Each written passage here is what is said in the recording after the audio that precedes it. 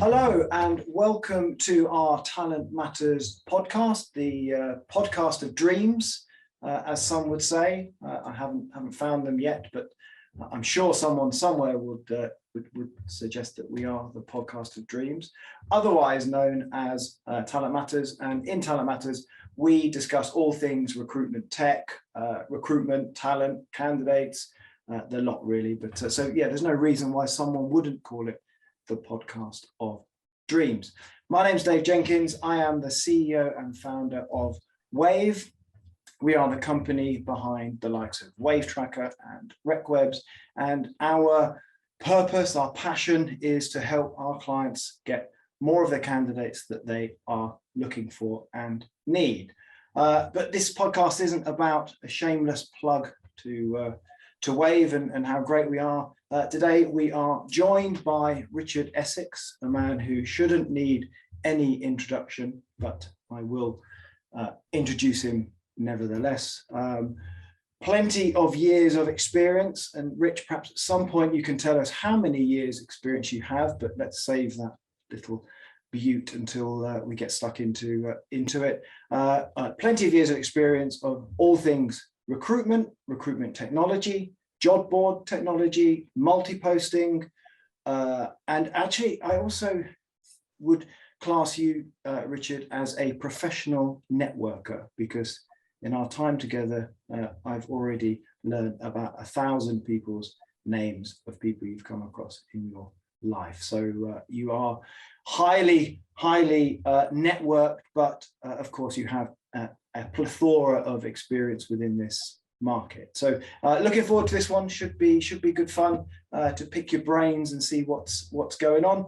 The sort of biggest, worst kept secret is that you have recently joined us, Wave, as a CRO. So that's good and great and very exciting too. How was that for an intro, Rich? Was that? I mean, it was long. Well, I haven't had a breath. That's the podcast over. We've done it.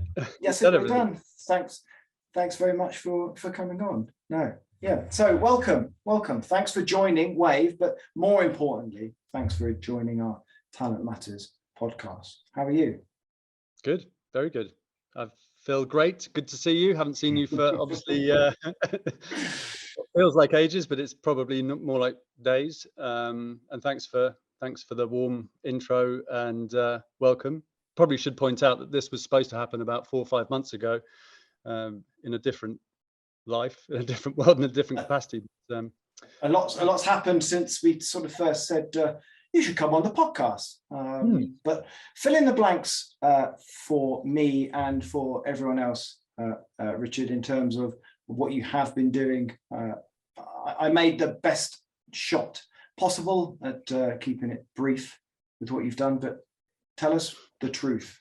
So, summary of my life to date. I'll keep it short and sweet. So back in the 90s, I got into recruitment, into the wild west of IT contract recruitment. Mid 90s, built my desk to become a mid to large size recruitment agency of very roughly 80 consultants. That 7 years later, decided to leave that, go into the world of technology, recruitment technology, in the world of Broadbean. And from Broadbean, I was there for obviously 12 years. My role spanned from starting as a salesperson working on the recruitment agency product, and then quickly I decided with the owners of Broadbean to build an employer version of AdCourier. So from there, spent 10, 11 years building up that business, which included everything from obviously multi-posting, tracking, integrations from CRMs, ATSs, you name it, building the media team. So media being very relevant to the employer side. We built a media team, and after 12 years of that, some really good years, obviously using my recruitment experience, both employer side and agency side. I've worked through various other technologies, from career site development technology. Obviously, my last 3 years has been at JOBIQO, and JOBIQO is an AI platform built for, I guess, a new era of job board technology. So it's a very powerful CMS-driven technology used by market-leading job boards, niche sites, all sorts of different job boards who are looking to sort of power their job boards into the sort of the next 5-10 years. And obviously, job boards still very much relevant to everything in recruitment. I think they're still as relevant as they ever were. Just obviously, there's other things out there in the world of technology that recruiters are using as well as just job boards. There's obviously many other technology stacks, technology integrations, APIs, all sort of things that didn't exist 15 years ago when I was coming into the world of recruitment technology. So with that history of experience, obviously, that's also how I've ended up on your doorstep, as we've known each other for a long time.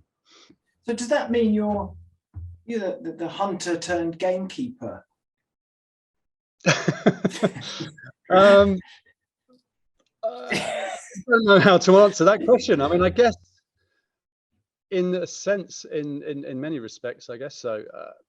I mean, I guess what I'm saying is, you've got the experience of being on the I guess the other side of the fence, in so much as being a recruiter, and having gone through all the pains and aches and pains and ups and downs of a recruiter, and then spent most of the rest of your career helping those recruiters to try and be more profitable, be more successful at their actual job. So that must help what you do now.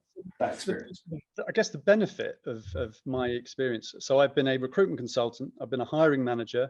I've run a recruitment agency. I have been involved in almost every single recruitment technology stack. So I would say that from both a consulting perspective and from a user's perspective, which has given me the experience to really understand everyone's needs. Recruitment consultants, if you said to a recruitment consultant 10 years ago who was going into the world of, say, talent attraction, talent acquisition, i.e. go to the dark side and become a direct employer recruiter, they probably thought it was the same job, because they were both called recruiters back then. The dark side. Yeah. And I think many recruiters found out it was a completely different job altogether, but trying to do the same kind of thing. But ultimately, one is a sales job and one is a service-driven job. Understanding the differences in what that really means, how you perform, how you deal with candidates, how you deal with line managers, just how you talk about recruitment. The language of recruitment is completely different on either side of the coin. And I think, as an industry, it's been evolving constantly, probably in my world since about 2007-8. In reality, generally, it's probably since more sort of 12-13 that people are getting more up to speed on the employer side of recruitment. But recruitment agencies have diversified their businesses. They've tried different ways of I guess, making money from the recruitment processes that are out there, from RPO, managed services, contingency, you name it.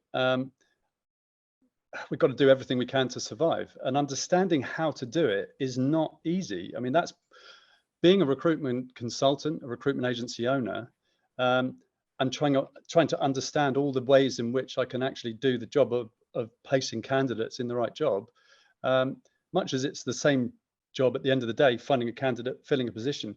There's so many different ways you can do it. And I think it's been a minefield, and it always has been, and it always will be, because it's such a competitive industry. You're sort of coming around to answering the question that I wanted to ask, was what's different from all of those years ago. What are some of the biggest things that's different? I mean, a lot's the same, or is it? I don't know. I mean, it depending on which angle you look at it. I think at the moment we are 100% in a candidate-driven market. So, but at the same time, candidates still have a really difficult time applying to a multitude of different jobs. The internet, the various different ways the internet can be used, the different application methods, the candidate experience is still pretty shocking. Whether it was in the 90s filling in a paper form and handing it in to someone, or going through a headhunter right through to today, where you're still filling in forms, but they're just through applicant tracking systems on career sites.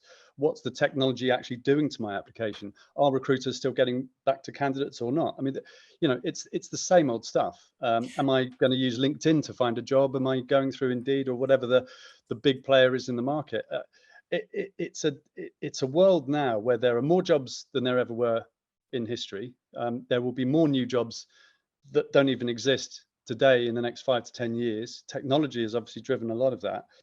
And I think there's plenty of room for everyone, from recruiters to employers, to work their magic. It's just, how do I do it? How do I create the best experience for both being a recruiter, for the candidate, for the employer, whoever it is we're dealing with.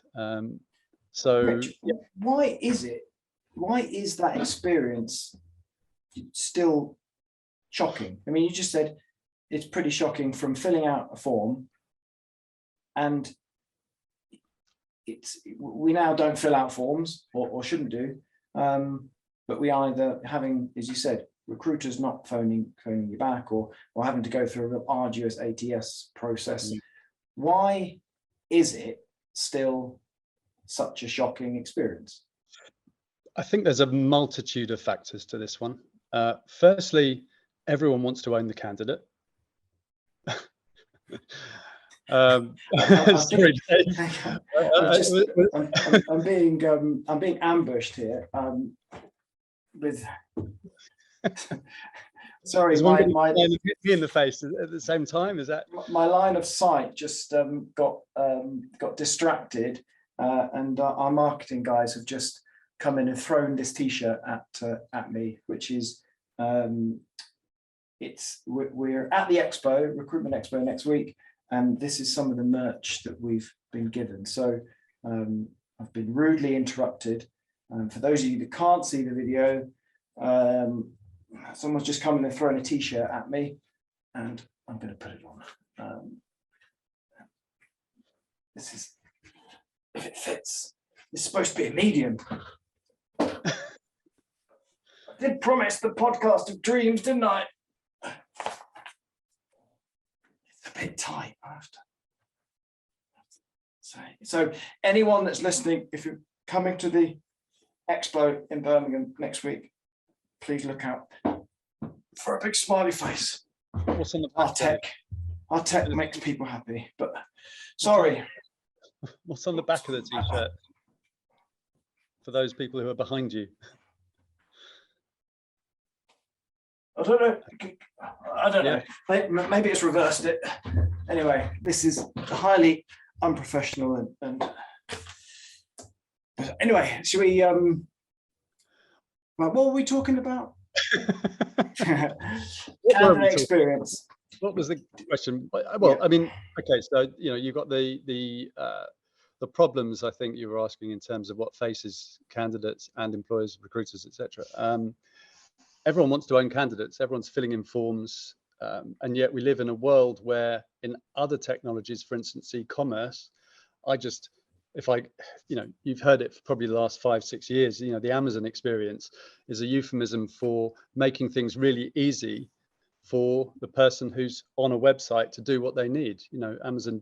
If I'm on Amazon and I put a search in and I can buy it, it's delivered the next day. I don't really care about how it gets to me. I don't care who delivers it or what the process of packing it is behind the scenes. I just want my item. With a job, it's a completely different thing. And so for a candidate who is looking for a job and yet they're still filling in forms, applying through various different channels in different ways, through different sites, is the underlying technology that's finding my profile in the first place, whether a recruiter's running a search in the CRM, whether it's on a job board through some kind of technology. Is it an AI algorithm that's finding me? Is it a bias algorithm? I mean, the list goes on in terms of how you can complicate this, what should be a relatively simple thing. And I think for me, recruitment's one of those industries that once you've been a recruiter and once you've got recruitment, you can't ever leave it.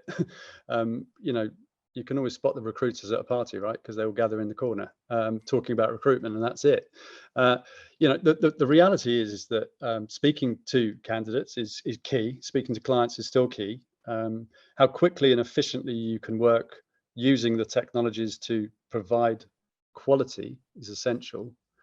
Over the years, I think there's been a lot of focus around volume activity rather than quality activity. And that's something I think, I don't know how various different companies can address that, but it's something that needs to work in our industry for the better, for just for the betterment of the industry. I think, you know, better searching, better candidate profiling, whatever it is. Do you think, I mean, in previous podcasts, we've talked about technology integrating to each other, and it seems as though there is now a piece of technology, and this is the world that we live in, and Wave is part of that. But there is now a piece of recruitment technology for almost every single possible stage of that process. And each one is trying to talk to the next piece of technology, which may not be set up to talk to each other in that way. So part of the challenge surely is continually layering on another piece of tech to make a recruiter's life faster, easier, quicker, whatever. It just layered it on, but actually it makes it quicker at this end, massive complication at this end. Are we getting to that point where we're overcomplicating something that shouldn't? You know, you mentioned e-commerce. Why isn't it like more like that? Simple. I think the reality is a lot of these products, when I talk about a technology stack, that's exactly what I mean. You know, what layers of technology are working with each other. You know, you've got some great companies out there that have made some great acquisitions, great marketplaces. You know, Bullhorn is the classic example in the recruitment industry of a company that's just gone from strength to strength because they've systematically acquired the right businesses and put the right marketplace of the right technologies and made sure that those APIs work well together. And any recruitment agency who's measuring whether it's the performance of their recruiters or the performance of the sources of the channels that they're using, and they can measure that, it gives you an advantage. That, you know, he who has the best data is likely to win the race, right? So I think it's easy to say it can be overcomplicated if you don't understand what you're doing. And a lot of suppliers, quite rightly, make sure that they educate their recruiters. At the end of the day, recruiters' jobs are difficult. They're really, really hard to find candidates and fill those positions for so many reasons. We don't need to list them. You all know what that is, right? And anything you can do to help that has to be a benefit. So yeah, I think there are many situations where there's technologies that can complicate. Often there's lack of compatibility, but generally speaking, I think using the right stack and the right integration is definitely going to give you benefits. There's no two ways about it. And how are you seeing things today? You know, the cost of living crisis. No one's putting the heating on for fear of the bills that they're going to get. I haven't yet. And investing in electric blankets, whatever. You just invest in a load of t-shirts. You're just putting on and some array. t-shirts. Yeah. We can put 25 of these on, but I don't think I'd get 25 of these on, to be honest. I think I'd get 2 on. And you know, low candidate, short market, lots of jobs available. You know, is it going to stay the same? Is it going to get worse? Are we going to see anything changing? What's your view? And again, none of this is you're never held to account on any predictions or views on this podcast. We just share opinions. So if you say that the world's going to end tomorrow and it doesn't, then no one comes back to you and corrects you, Rich. So you can give your opinion without having to worry. So you're not holding a gun to my head for this answer. It's not. Absolutely not. No. I think the reality is that the world constantly spends its time listening to bad news. There's bad news all over the place, right? Whether it's Russia's going to blow us up with nuclear bombs this week, or, you know, everyone's losing their jobs, energy crisis. There's always something negative to talk about. And yeah, that is a reality for everyone. And I can't speak for everyone. That's not what I would dare do. But people are, you know, fluid. People understand how to deal with those situations. People will change their spending habits. In terms of recruitment, there's people still getting new jobs every single day. There's people coming and going from vacancies. There's the great resignation that's still going on. You know, whether you believe in that happening or not, it's a reality. There's, you know, more people employed. There's jobs. There's you know, there's interest rate rises. All these things are going to affect us. In reality, what does that mean? There's ups and downs in the world of the economy and in recruitment. From the austerity measures of 2008 after the Lehman's crash, at Broadbean, we did more deals than ever before, right? It was a supremely successful time because I would hear that a company was laying off 500 people on the radio, and then the next day I'd go and see their head of talent acquisition who was hiring 3,000 people, right? That's happened certainly for the recessions that I've seen and the upsides. I don't really know how to answer that question. I think that it's very you already easy. have. I think you just did. You know, at the end of the day, if you're a recruiter, get on the phone and speak to the people that you need to speak to, and realize that what you hear in the news, whether you believe it or not, this isn't a political answer, is not always the reality. And I think that those people who flounder because they don't take control of their own situation. You cannot fail if you're speaking to candidates, speaking to employers.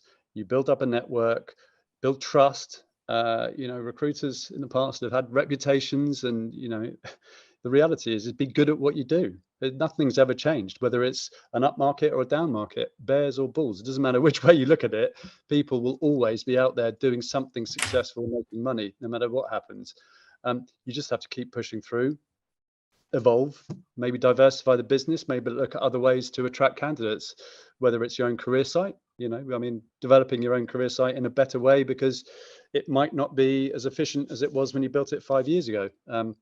Using CV database search, or are you posting jobs, depending on whether there's a overspill of candidates, whether there's availability of, you know, what's happening with supply and demand. I mean, all these things, if you start to understand them, or you know people who can advise you because you've got suppliers that can advise you on these things, should be how you get the best out of your recruitment technology processes, and keep doing deals. Summarize your answer with, I think life goes on. Right? Yeah. So nicely put, Dave. So we have talked a bit about market and everything like that. Let's talk a bit about your new role as we get towards wrapping up. And I'm desperately not going to make this into a plug for Wave, but because I've got the t-shirt, I'm wearing the t-shirt for it now. But what are you most looking forward to? What's the biggest thing you're looking forward to with this new and exciting challenge? I think doing what I just said, speaking to the market, hearing about what other people are doing, whether they're partners, whether they're integrated solutions that we work with, whether they're customers, whether they're having a good time, bad time, imparting some of my knowledge. For anyone who knows me knows that I'm a pretty honest guy. I don't try to fudge things. I'll just tell it as it is. And, you know, from that perspective, with the multitude of experiences that I guess I've built up over the years, I like to impart information. You know, I've said it many times to many people that I've worked with. You know, you can either take the approach that I hold all the information and that, you know, that gives me power, or I impart it and make everyone powerful and empower all of our customers or employees. And I find that we work in a better, happier way if we educate, teach, train, make sure that people really understand what they're doing. I'm not saying I'm better or worse or any different, but if there's something I can do to help our customers, help our employees, that's kind of where I'm coming from. You know, for Wave has 3 products, right? You've got the advert management and posting tool. We obviously have built career sites for people, and we buy media. And those 3 things combined are a major percentage of what a recruiter needs. If we can simplify that process, make it easier, quicker, more efficient, obviously have cost benefits in place, and just help people get back to doing recruitment, that's a good thing. Taking those solutions and integrating them, for instance, into their CRMs and making sure that it works, making sure that the right data is being passed over. All of the things that we've talked about, and making things more seamless, more efficient, cost benefits, and i.e. get to deals quicker, reducing time to placement, time to hire, depending on which side you sit. That's really where my focus is, and that's hopefully what I'm bringing to Wave. What a great answer. Cheers. I love that. Brilliant. Well, that's it. Time has flown, as it always does. Richard, thanks for coming on. Thanks for joining Wave. Really looking forward to working more closely together. Thank you to the listeners and the viewers. Apologies for the mid-podcast interruption where I donned this t-shirt, but I think I'm wearing it well. So yes, thank you very much. Do comment, like, spread the word. We need all the followers we can get, and do let us know what you think. So thank you very much. Thank you, Rich. That was brilliant. Thanks for coming on, and see or speak to you all soon. Bye, guys. See you. Bye. Cheers.